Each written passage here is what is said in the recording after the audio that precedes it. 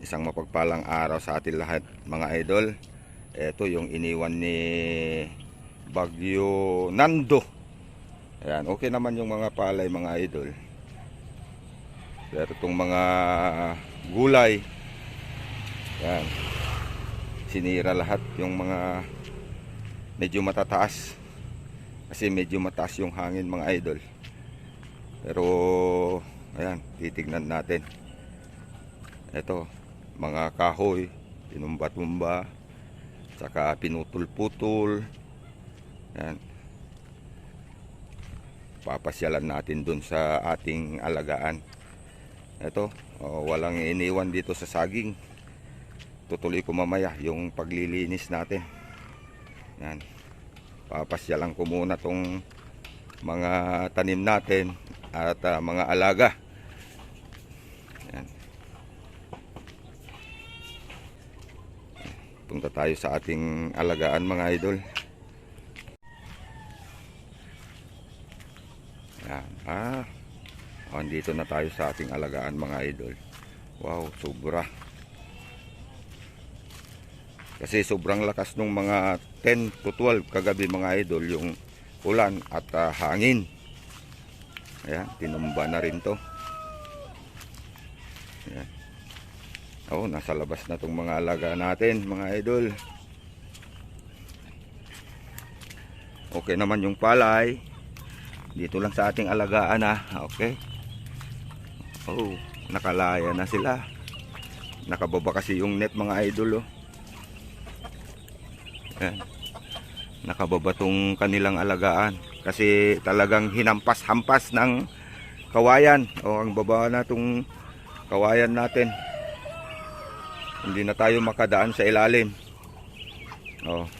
Sobra. At medyo malaki na rin yung tubig na nakikita ko mga idol bakit wala yung mga alaga natin? Mga sisiw lang andito. Hindi pa kasi sanay lumabas to mga idol Itong mga sisiw. Ayan. Pero masasanay din yan. Ito yung gusto ng mga alaga natin na sisiw ngayon na binitawan natin na 4 na inahin. Maganda yung kanilang mga balahibo. Kasi nakakaligo na sila. Pag nakakulong kasi niyan, talagang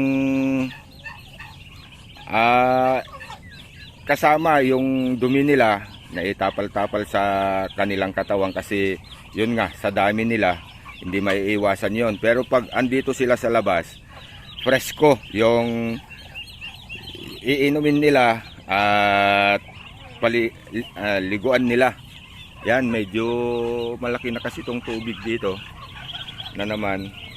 Ayan sila nagkalat kasi sila mga idol kasi tignan niyo ang baba na itong kawayan. Ayan talagang hinampahampas tong alagaan natin mga idol. Ayan. At itinulak din itong kahoy nito dito sa banda rito, tinulak, kaya medyo pahiga itong alaga natin ngayon. Ayan, maganda yung liguan yung mga sisi natin, mga alaga natin pato ngayon. Ayan Pero malayo pa na tataas to, mga 1 metro bago dito sa itlogan ng ating alaga. Pero kung lalaki man, ayan, 1 metro pa ang tataasan. Bali 2.5 meter bago isang katao.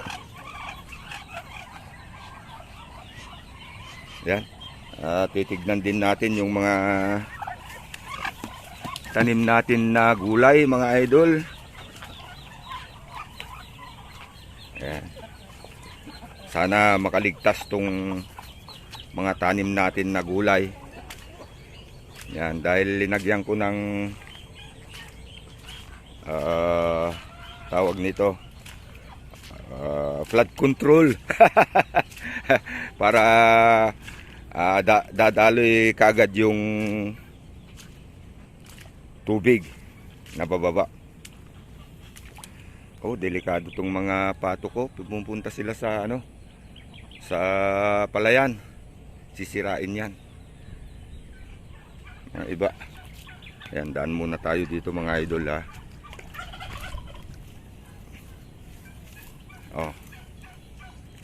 Ito yung gulayan natin ngayon mga idol. Sana sa maghapong ito maaalis lahat yung tubig. Ito yung ginawa kong flood control. Hindi naman nagtagal tong tubig. Ayan o. Umaagos papunta dun sa baba. Mga idol yun. Ayan, okay na. Wala nang tubig. Sana ma-recover natin tong mga tanim natin na gulay mga idol. Ayan o. Huwag muna natin galawin kasi pag ginalaw natin to, mas lalong masisira pag ginalaw mo yan. Ngayon, hayaan muna natin na mag-ugat. Hindi masisira yung ugat. Yan. Sobra. Lalo na yung mga kawayan. Kailangan natin linisan yan mga idol dahil dumampi na sa lupa. Wala tayong dadaanan. Yan yung mga alaga natin. Nagkalat na. Ayan mga idol. Pabo, lumabas lahat. Mga pato natin, manok natin, andito sa labas mga idol. At okay na yung mga balahibo nila kasi kanina pa sila siguro madaling araw na lumabas. Nung kasagsagan ng bagyo. Hinahampas kasi itong alagaan natin O, andito sila mga idol. Tuyong-tuyo na rin sila. Yan. Yan. Nagpapatuyo mga manok. Malayo pa naman yung tubig mga idol. Kahit magdamag pa yan siguro. Hindi aakyat. Yan. Hindi pa na ano yung mga palay 2 feet pa sa palay mula sa pangalawang linya. Pangatlo, malayo pa. Kasi mga 2 meters yan kataas bago dito. Yan. Naghahanap na sila ng pagkain mga idol dito sa labas. Ayan o. Dito na sila sa bukid. Mga alaga natin. Ayan. Hindi sila magugutom kahit babagyo. Pero ipunin natin mamaya sila mga idol pag pinalinisan na natin tong paglagyan natin sa kanila at papakainin din para maipon sila. Para hindi sila lalayo. Mahirap din paglalayo sila dahil sa ngayon medyo pabunga na yung mga palay dito sa amin. Yan o. Yan. Tara, uwi na tayo makapagpalit ng damit mga idol para dito na tayo sa bukid magtrabaho.